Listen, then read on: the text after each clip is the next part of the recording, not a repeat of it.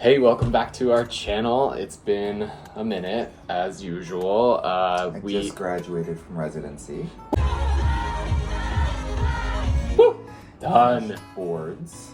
So now we have some time. I'm gonna steal your coffee. We're in Provincetown on vacation.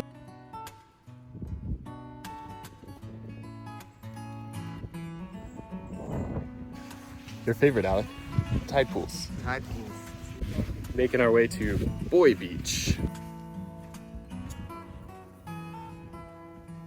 I feel like we only get the chance to do these when we're on vacation just because we're so busy. Also, it kind of lines up with like the updates. We have a couple of big updates on our journey. Okay, so we just had our psych consultation. So you didn't even pause like a traditional boomer.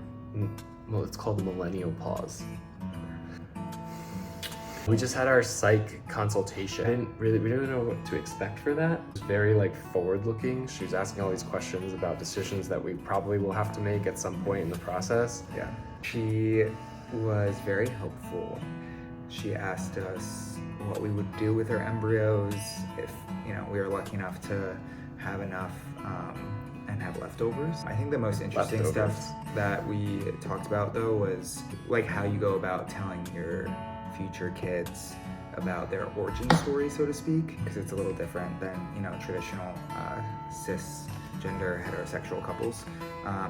Yeah, I think that was actually the most helpful part because she was able to tell us about the research, which according to this doctor we spoke to, the research shows that it's never too early to talk to your kid about their origin story, and that the more you can tell them about it, the better. Obviously, like with the age appropriate. Age appropriate, like how much they can understand. And we were joking that like there are a lot of our adult friends that don't seem to understand how this process works. So there's probably a point where like you have to use different words to explain it, but that was really helpful. It was just good to get us thinking about this whole process and from a different lens. So excited! You're annoying. The only thing that could hold up genetically is that one recessive gene that you have. And she would have to have that same exact recessive gene, which would make it, I think, pretty unlikely that would happen. But otherwise, probably gonna work. I'm not getting my hopes up. That's a lie. You totally have your hopes up. I know, but you've been saying it every day this week. I'm really hoping this one works out. I'm really hoping this one works out. I know.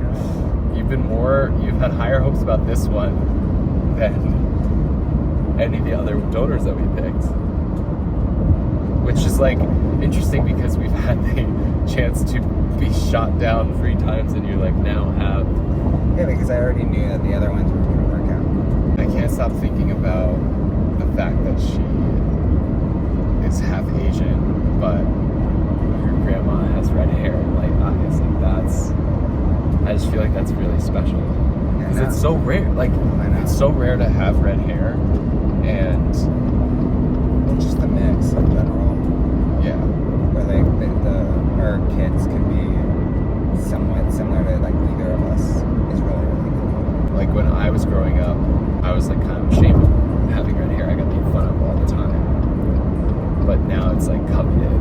It would just be so cool to have a little redheaded baby. I think unlikely, but it would be very cool. And I feel like our kids are going to be so pretty or not pretty. They're going to be pretty. How could they not be pretty with this? Because they have good mix with you. Oh, one of them. I am sitting outside the fertility clinic, about to go in for my cryo appointment. I'm really excited, definitely a little bit emotional for this, and just ready to make it happen. And we're still like probably months away from having embryos, but this is our step to getting towards that place, and I'm excited.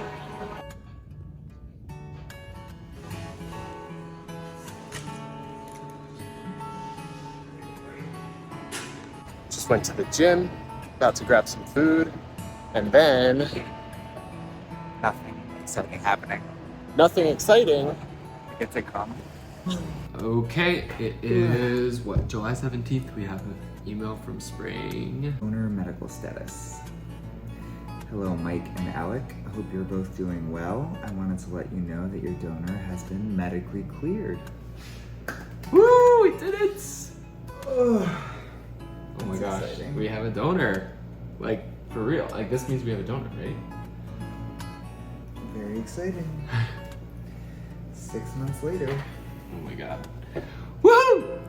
We officially got medical clearance for our egg donor, which is so exciting. It's been a long journey to that point because we actually, I think we told you all some of this, but we had 2 previous donors that didn't work out, and that really took like 6 months. Like we started this journey in November of 2022 and it's now almost August, but we got medical clearance last week for the donor that we really, really love. We're very excited about her. Yeah, she was actually a donor that the first time we went through Elevate's like database to look for egg donors, she like stood out to us immediately. We were so excited. We showed our parents and our sisters and they both gave their thumbs up of approval. And then she ended up being like on hold for a different couple. It didn't work out, so we went with 2 other egg donors, but then we ended up circling back to her when she became available. It all worked out in the end. And now things are happening like faster than we even anticipated. Like once she got medically cleared, they sent us paperwork and our clinic gave us a calendar. Our egg donor will actually be in New York next week to start her process, and I think like early to mid-August she's supposed to cycle, and that means we could have embryos by the end of August. So we'll probably have another big update, or hopefully have another big update for you by the end of next month. We had such a good experience with Elevate. They were like so responsive.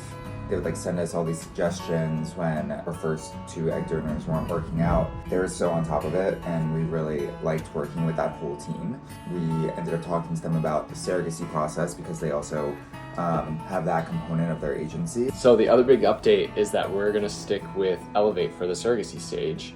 We spoke to Taylor and Kyle, and we had a great experience with them, and we really like the thought that they've put into the process and the experience they have with so many couples. So Kyle, Taylor, Megan, that whole team has been like so great. they're so responsive and so communicative, and they gave us like a really good explanation of the surrogacy journey. We're like at the paperwork signing stage.